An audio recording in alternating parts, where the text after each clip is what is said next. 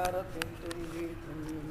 من عذاب أليم تؤمنون بالله ورسوله وتجاهدون في سبيل الله بأموالكم وأنفسكم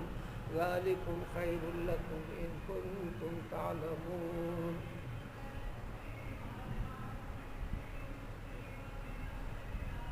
اس بات کا بھی اعلان فرما دیجئے اے پیغمبر صلی اللہ علیہ وآلہ وسلم، اے لوگوں، کیا میں تم کو زیادہ فائدہ مند، انتہائی منفعت بخش تجارت کا پتہ نہ دے دوں؟ یعنی جو میں بتانے جا رہا ہوں اور تم کو بتا رہا ہوں، اور اس پر غور کرو کہ یہ تجارت اگر کرو گے سب سے زیادہ فائدہ مند رہو گے، سب سے زیادہ منفعت بخش تجارت رہے گی، نہ صرف رہے گی، اتنا بڑا فائدہ ہوگا جس کا سب سے بڑا فائدہ یہ ہے تنجیکم من عذاب علیم، اس بعد والی زندگی میں انتہائی دردناک عذاب سے تم کو نجات دلا دے۔ ارشاد نبوی صلی اللہ علیہ وآلہ وسلم ہے، کوئی بھی انسان بلا کسی استثناء کے، حضرت آدم سے لے کر ایندم تک، بلکہ قیامت تک، بلا کسی استثناء کے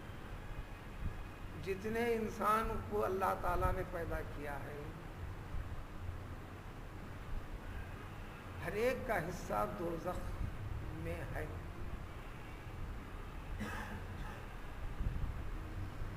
لیکن اس دوزخ کے حصے کو، اس سے بچنے کے، اس سے نجات پانے کے طریقے ایمان والوں کے لیے دنیاوی مشقتیں ہیں، حتیٰ کہ ایک بیماری بھی، بخار بھی، سر میں درد بھی، معاشی پریشانیاں بھی، ساری کی ساری چیزیں یہ کفارہ بنتے چلتی ہیں دوزخ کے حصے کا، تاکہ جنت کا حصہ ان کے حق میں ہوتا چلا جائے۔ تو انبیاء کرام علیہ السلام کو تو اللہ تعالیٰ نے اپنی نگرانی میں رکھا، معصوم بنایا، معصوم پیدا کیا، ان کی معصومیت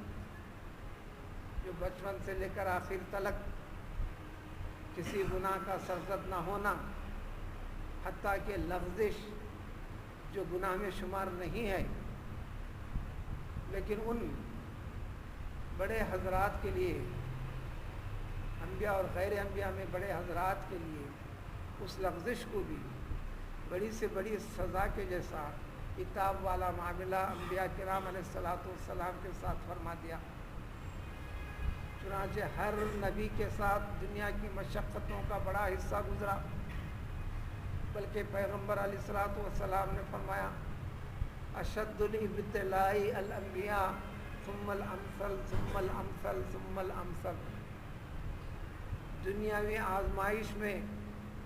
دنیا کی زندگی میں آزمائش اور ابتلا میں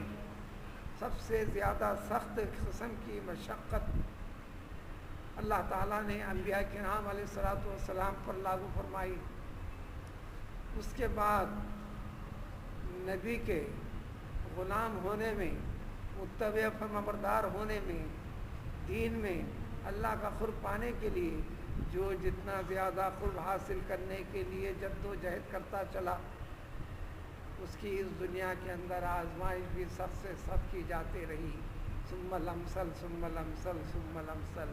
یعنی درجہ بدرجہ، درجہ بدرجہ۔ تو اس میں خلاصہ نکلا،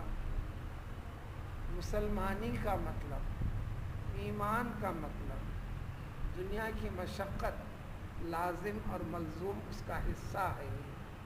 اس ایمان کی جانچ اسی میں ہے، اللہ کا بندہ اور بندگی اس کے کس درجہ ہے اور کس حد تک ہے، اس کی آزمائش اللہ تعالیٰ نے اسی میں رکھی ہے۔ برداشت سے باہر ہو تو طریقہ سلیقہ دے دیا جو کسی اور امت کو نہیں دیا۔ ربنا ولا تحملنا ما لا طاقت لنا به، اللہ نے بتایا، اللہ نے دیا اس امت کو، ہماری طاقت سے بڑھ کر یہ چیز ہم پر مت ڈالیے، لیکن ڈالے بغیر نہیں رہیں گے۔ جب یہ بات سمجھ میں آئی تو پھر دوسروں کے لیے جو لغزشیں ہیں، غلطیاں ہیں، خطائیں ہیں بیسیوں قسم کی، تو دردناک قسم کے عذاب کا حصہ لازم ہے۔ تو اللہ تعالیٰ فرماتے ہیں کہ اس دردناک قسم کے عذاب سے نجات دلانے والی سب سے زیادہ فائدہ مند کی تجارت کیا مہینہ بتا دوں تمہیں؟ میں نے بتا رہا ہوں، سنو، سن سکتے ہو تو غور کرو، اب تک نہ بھی کیا ہو، اس کے بعد تم اپنی جد و جہد کے ساتھ اپنی استطاعت کے مطابق کیا کر سکتے ہو کرو۔ سابق میں تذکرہ جو چل رہا تھا اس آیت سے پہلے جہاد سے متعلق، سورہ صف میں جہاد کی ضرورت،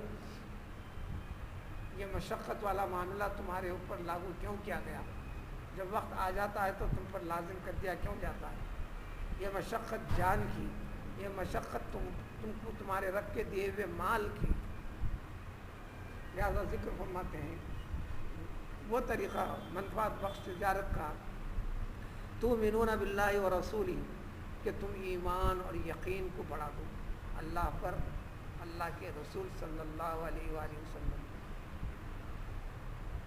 ایمان کا کیا طریقہ ہے، کیا سلیقہ ہے، اللہ تعالیٰ کس سے راضی ہوتے ہیں، کیسے راضی ہوتے ہیں، اس کی ہدایات اور تعلیمات اور تربیتیں بواسطے پیغمبر صلی اللہ علیہ وسلم ہی تو امت کو ہیں۔ اس لیے جہاں جہاں ہے رسول کی اطاعت کو اللہ نے اپنی اطاعت قرار دیا، من یطیع الرسول فقد اطاع اللہ، جو رسول کے بتائے ہوئے طریقے کو اپنا لیا، بس اللہ کے بتایا ہوا طریقہ وہی ہے، اس نے اپنا لیا۔ قل ان کنتم تحبون اللہ فاتبعونی، اگر اللہ کے محبوبیت اگر تم چاہتے ہو، فرما دو اے پیغمبر صلی اللہ علیہ وسلم، جیسا میں فرماتا ہوں پوری اتباع کرو۔ آپ نے کھانے میں فرما دیا، طریقہ سکھا دیا، بتلا دیا، چلنے میں بتا دیا، ملنے میں بتا دیا، اٹھنے بیٹھنے میں بتا دیا، سونے کی کیفیت کی تعلیم دے دی، طہارت کے طریقے بتا دیے، میل ملاپ کے طریقے بتا دیے، ایمان سے غیر ایمان والوں کے ساتھ رواداری کے طور طریقے سلیقے بتا دیے، کوئی چیز کوئی پہلو نہیں چھوڑا کہ تم اللہ پر اپنے ایمان یقین کو بڑھا دو، مضبوط کرو، اور رسول اللہ کے رسول محمد صلی اللہ علیہ وسلم، اور تم اللہ کی اس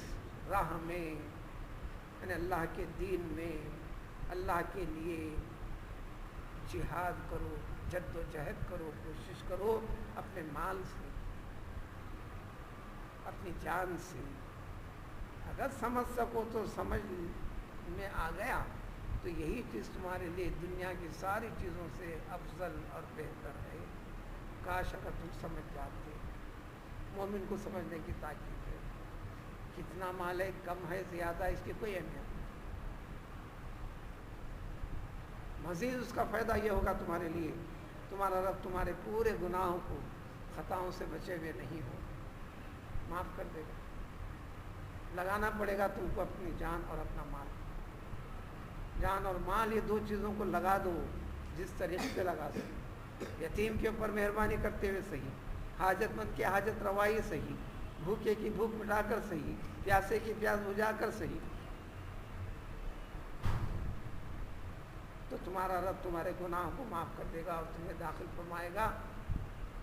جنت نہیں جنتوں میں۔ اتنا بڑا انعام دے جس کے نیچے سے نہریں روا روا، اور ان جنتوں کے اندر سب سے اچھے اور بہتر بابرکت ٹھکانے، مکانات، بلڈنگیں دے گا تمہیں۔ یہاں کی بلڈنگ چھوڑنا پڑتا ہے،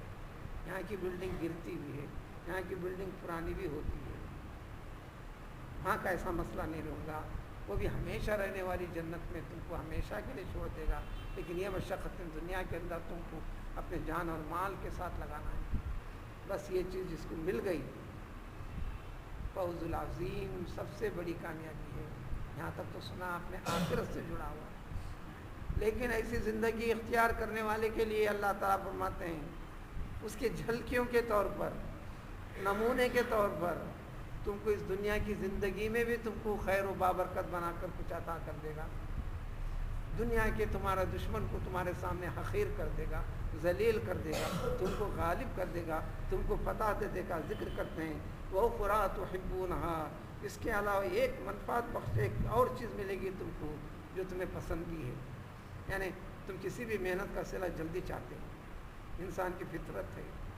چنانچہ اللہ نے ذکر کیا وَكَانَ الْإِنسَانُ عَجُولًا، انسان جلد باز ہے۔ ٹھیک ہے، یہ پہلو اختیار کرو، دنیا کی زندگی میں بھی کچھ عطا فرمائے گا۔ وہ کیا ہے؟ نصر من اللہ وفتح قریب، اللہ تعالیٰ کسی تائید مدد تمہاری زندگی کے ہر معاملے میں، ہر قدم میں، ہر مہم میں تمہارے ساتھ ہوگی، اور جب ہوگی شروع ہوگی تو فتح تمہیں ہوگی، کامیابی تمہیں ہوگی، تمہارے مخالف کو رسوائی کا سامنا کرنا پڑے گا دنیا میں۔ اے پیغمبر صلی اللہ علیہ وسلم مبشر المؤمنین، اس قسم کا ایمان یقین رکھنے والے کو پوری طرح اس دنیا کے اندر اس کو جنت اور ساری نعمتیں جو ذکر کی گئی اس کو بشارت خوشخبری سنا دیتی۔ پھر اس کے بعد ایک حوالہ دیتے ہوئے حضرت عیسیٰ علیہ السلام ان کے متبعین کا طریقہ بتاتے ہوئے ایمان والوں کو اپنے رسول کی اتباع میں کس طرح رہنا چاہیے، اس کا طریقہ سلیقہ اگلے آنے والی آیت میں بتایا۔